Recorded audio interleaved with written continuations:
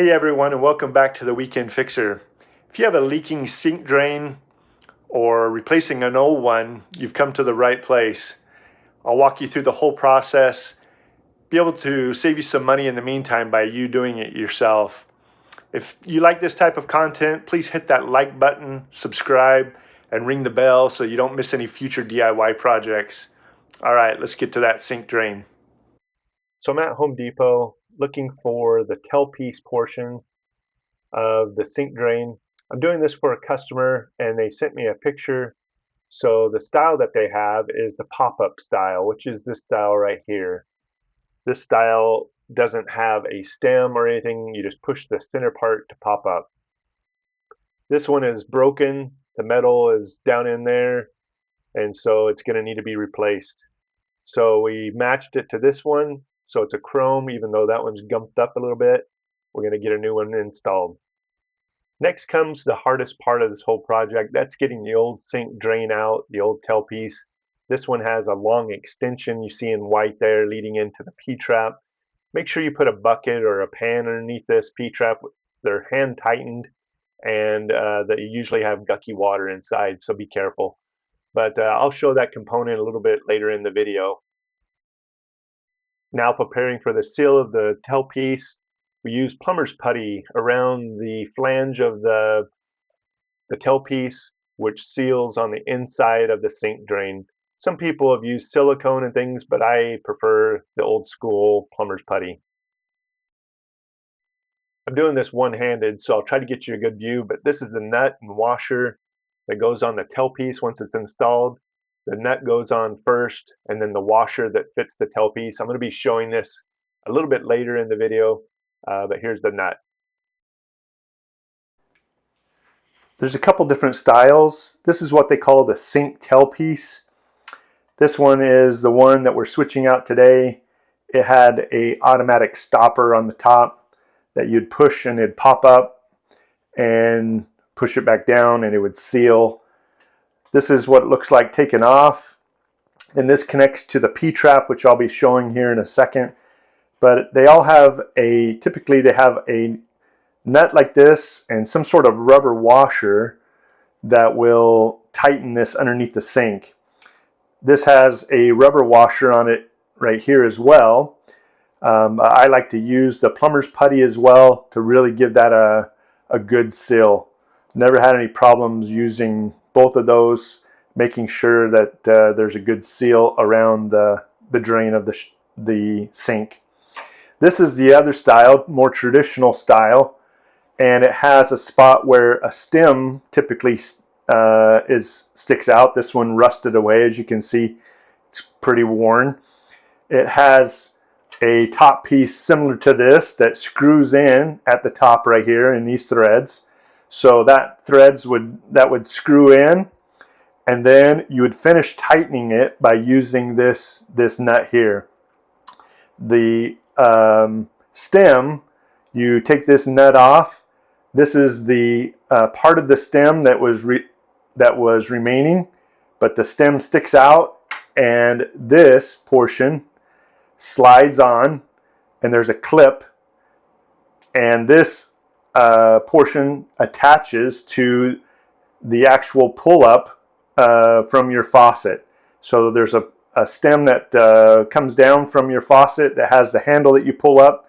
This is what it connects to in order to pull this up and down as it's pulling the stopper.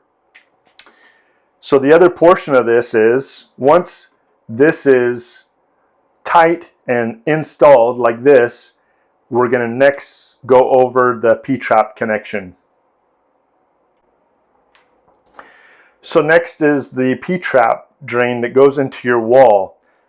I'm going to show how that's connected using a new kit. This particular kit comes from Home Depot. I buy this kit quite often, and I'll show you the different components to it and how they go together.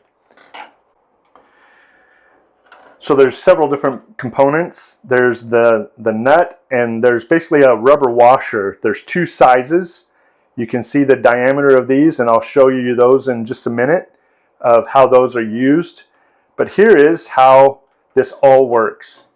This piece right here is made to be glued onto the PVC or ABS that's going into your wall. So that would get glued if you're doing kind of a new install using ABS glue, the black style, or the PVC glue if you're going to PVC. You would then take this piece, and it has a nut that goes this way with no washer on it, and it would have another nut that goes this way, and then we're going to go ahead and install a washer, and I'll show you how that works. If you're installing this at your house, this part will remain, and you can put this part in and then tighten this nut right here. So this has that red washer in it. Sometimes they're clear, sometimes they're white, and then this will get tightened just like that, and it'll be hand tight. On this front part right here is where we start building the P-trap. So here is the low side goes towards the drain, and that gets hand tightened, and then the high part is what goes up to the drain itself. Now, we mentioned those different size washers. Again, we have two different ones.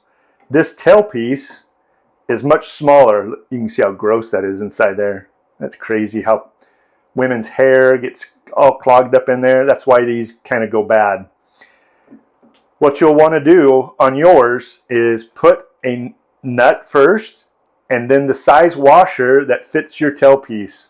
So it'll be just like this. Once that's on, this part would slide right in here and connect just like this. This is all what it would look like underneath the sink. All these would then get tightened up really tight, hand tight, and you're all set to go, ready to test it. This is now tight. We've already worked on getting the tailpiece tightened up, and now we have the P-trap. Sometimes this P-trap is been cut, and you're able to cut that to length if necessary.